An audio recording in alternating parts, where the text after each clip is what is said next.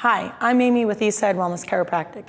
The next exercise in our active care series is the goblet squat. We're moving from the assisted squat up on the 2x4 into our goblet squat. This means you should be able to squat comfortably, keeping your heels on the floor.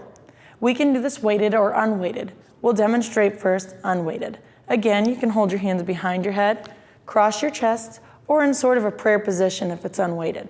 What we're gonna do is feet shoulder width apart.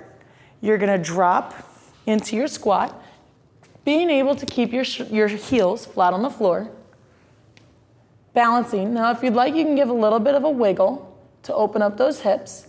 And when we drive, we're gonna drive out of those heels, bringing our hips forward and squeezing our glutes.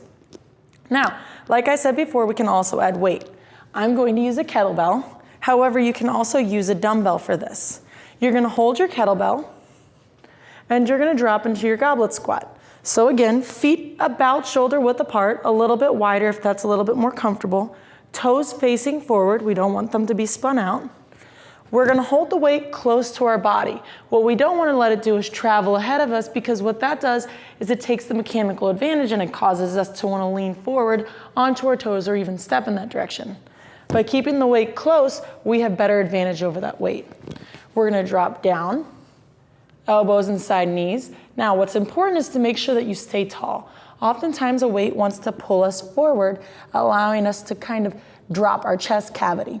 We want to extend through the spine, pushing our sternum, or the center of our chest, out ahead of us. We can give a little bit of that wiggle waggle again, and then you're gonna drive through your heels, bringing your hips forward and squeezing.